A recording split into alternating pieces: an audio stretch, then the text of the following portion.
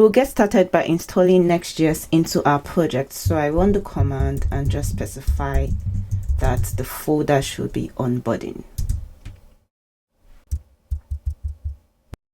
Now once this is done, I cd into onboarding,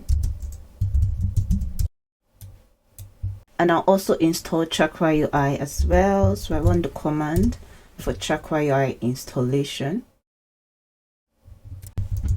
And once this is done, the final bit is to install Chakra UI snippets.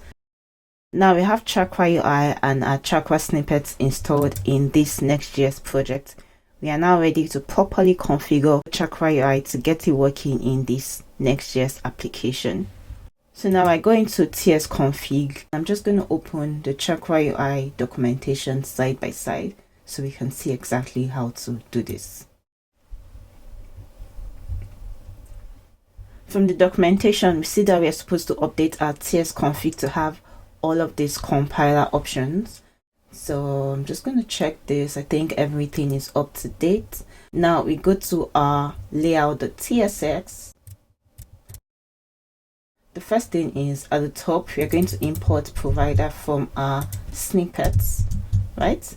Now we're also going to wrap our provider around the children. So provider, I'm going to wrap it around children. Another thing we need to do is to add the suppress hydration warning prop to our HTML here.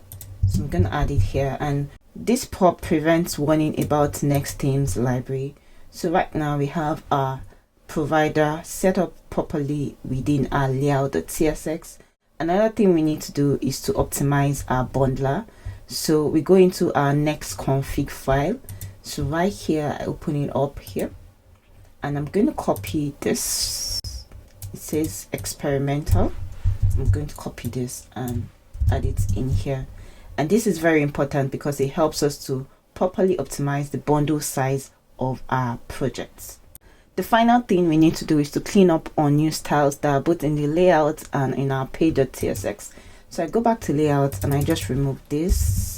I remove my global.css file, and I also remove my page.module.css file. I won't be using this since we're using Chakra UI. And just clean up my boilerplate code. So I take all of this out and just render a box from Chakra UI that says hello. Now I can start up my server and run the command pnpm dev. So indeed we see hello here, and that means that we've been able to get Chakra UI working in our application.